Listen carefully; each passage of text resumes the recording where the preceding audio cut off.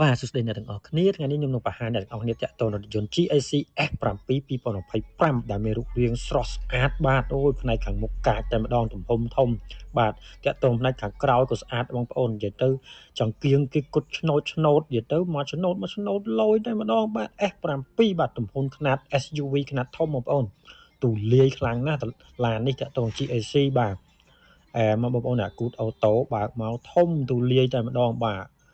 និយាយទៅស្អាតហ្មងបាទផ្នែកខាងក្រោយគេបាទស្តុបគេបណ្ដាញពីសងខាងទៅសងខាងហើយមានអាឆ្នូតមួយទៀតកប់កាន់តែកាចកាន់អំណាចឥឡូវផ្នែកខាងក្នុងបាទAmbient Light គឺមានមួយជុំទាំងអស់បងប្អូនណាបាទប៊ូតុងអីចុចបើកទ្វារបិទទ្វារអីយ៉ាត់អត់ដឹងកន្លែងណាបិទបើកទ្វារបងប្អូនបាទឡានទំនើប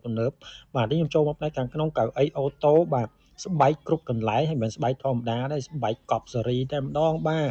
ហើយភ្លើងអែមបាទ wireless charge ដាក់ដបទឹកបាទ cool box បងប្អូនណាបាទមាន cool box មានអីទៀតអេក្រង់កំសាន្តធំងាយស្រួលប្រើប្រាស់និយាយទៅស្រស់ស្អាតដោយឡានធំទូលាយតែម្ដងបងប្អូនបាទ SUV ខ្នាតធំនេះបាទហើយប្រព័ន្ធបច្ចេកវិទ្យាទំនើបកៅអីពូកអូតូម៉ាស្សាមកឆ្ងាញ់បាទខាងក្រោយក៏បាទប្តេកខ្លួនបានអីបានទេកប់សេរីបងប្អូនបាទខាងលើនេះអីក៏អែមដែររកភ្លើងគេលយបាទនិយាយទៅឥឡូវឡានបច្ចេកវិទ្យាទំនើបនេះគេលេងភ្លើងឲ្យស្រាប់អេក្រង់ធំបាទហើយតាក់ទងកៅអីពូកស្បែកឥឡូវគេជួបពណ៌ឆើតពណ៌ការ៉ុតស្រស់ស្អាតផ្នែកខាងក្រោយធំទូលាយ